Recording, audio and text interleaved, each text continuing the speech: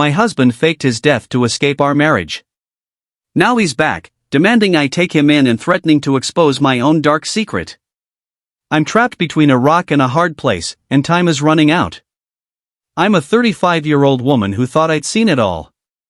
Graduated top of my class in law school, made partner at my firm by 30, even survived my mother's endless parade of blind dates with nice young men from good families. But nothing, and I mean nothing, could have prepared me for the day my dead husband showed up on my doorstep, very much alive and with a suitcase in hand. Let me back up a bit. 3 years ago, my husband of 7 years went on a solo hiking trip in the Rockies. He never came back. Search and rescue combed the area for weeks, but all they found was his backpack, torn and bloodied, at the bottom of a ravine. The official report said animal attack, likely a bear. I mourned. I grieved. I slowly, painfully began to rebuild my life. Fast forward to last Tuesday. I'm sipping my morning coffee, reviewing case files when the doorbell rings. Probably another package. I'd been stress shopping on Net-a-Porter again. But when I opened the door, my mug slipped from my hand, shattering on the porch.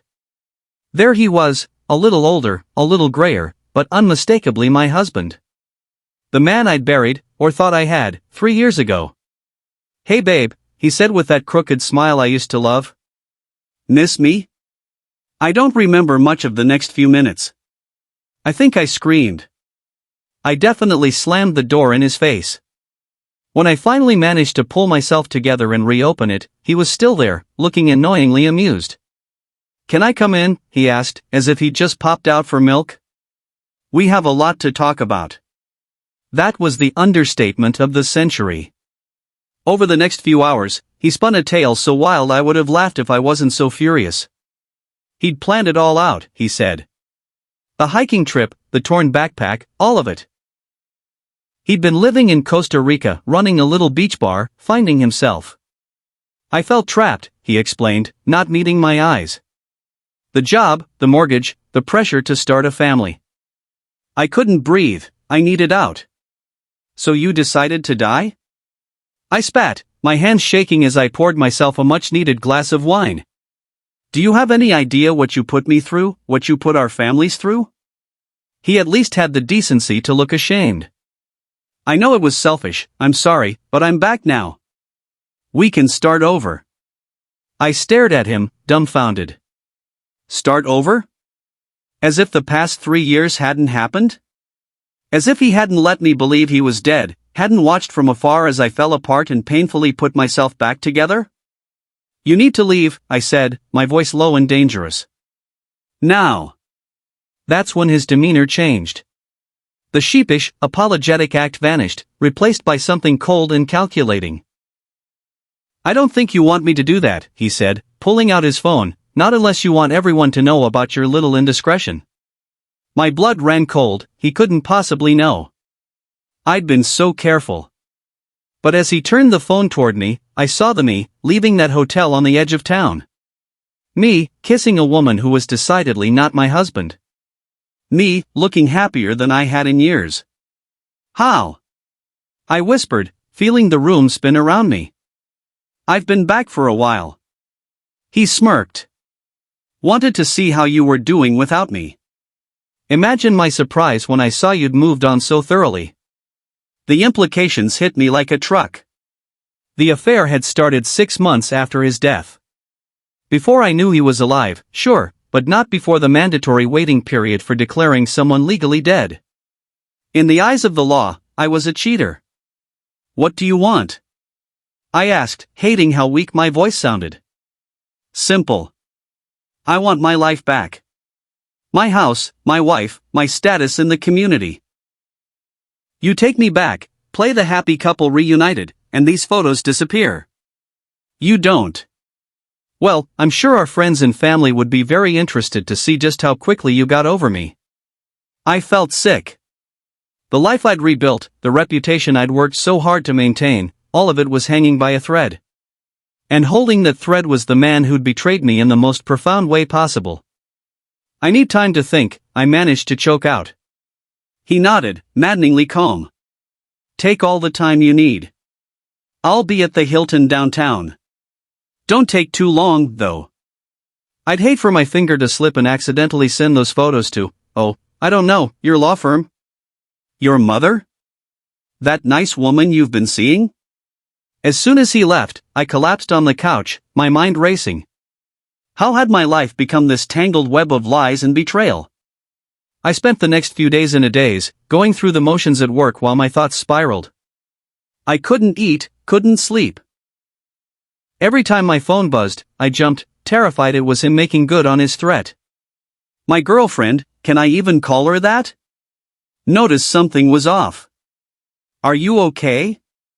She asked one night, her brow furrowed with concern. You seem distant. I wanted to tell her everything, to confess that the husband she thought was dead was very much alive and blackmailing me. To beg for her help, her understanding. But the words stuck in my throat. How could I drag her into this mess? Just stressed about a big case, I lied, hating myself for it. Another secret, another betrayal. As the days passed, my anger began to overpower my fear. Who was he to waltz back into my life and demand I upend everything, to threaten me after what he'd put me through? I started digging. If he'd been watching me, maybe I could find out something about his time away. I called in favors from old law school classmates, tapped contacts in law enforcement. Slowly, a picture began to emerge. My dead husband hadn't just been running a beach bar in Costa Rica. He'd been involved in something much darker. Money laundering, drug trafficking, maybe worse. His sudden return wasn't just about rekindling our marriage. He was running from something or someone. Armed with this knowledge, I decided to confront him. I went to the hotel, my heart pounding as I knocked on his door. He opened it with that same smug smile, but it faltered when he saw my expression. We need to talk, I said, pushing past him into the room. For the next hour, I laid out everything I discovered. With each revelation, I watched his confidence crumble. By the end, he was pacing the room, running his hands through his hair. You don't understand, he said, his voice shaking. These people, they'll kill me if they find me.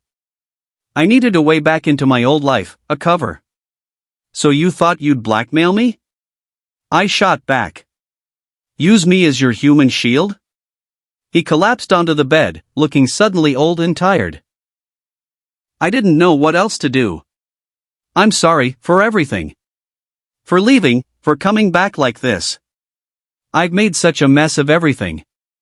For a moment, I felt a flicker of the love I used to have for him, but it was quickly extinguished by the memory of all he'd put me through. Here's what's going to happen, I said, my voice steady. You're going to disappear again, for real this time. No blackmail, no threats. In exchange, I won't turn over what I know to the authorities. He looked up, hope and fear warring in his eyes. And if I don't? I pulled out my own phone, showing him the evidence I'd gathered. Then we both go down, your choice. The silence stretched between us, heavy with years of love, betrayal, and regret. Finally, he nodded. Okay, you win. I'll go. I wish I could say I felt triumphant in that moment. Instead, I just felt tired. Bone-deep, soul-crushing exhaustion. As I watched him pack his meager belongings, a thought struck me. Why did you really come back? I asked. The truth this time. He paused, his back to me. Because I missed you, he said softly. Because running away made me realize what I'd thrown away. Pretty stupid, huh? I didn't answer. What could I say? That I'd missed him too? That there were nights I still reached for him in my sleep? That even after everything, a part of me still loved the man I thought he'd been? Instead, I simply said goodbye. As I walked out of that hotel room, I felt as if I was shedding a skin. The grieving widow, the secret lover, the blackmail victim, all of those versions of me stayed behind.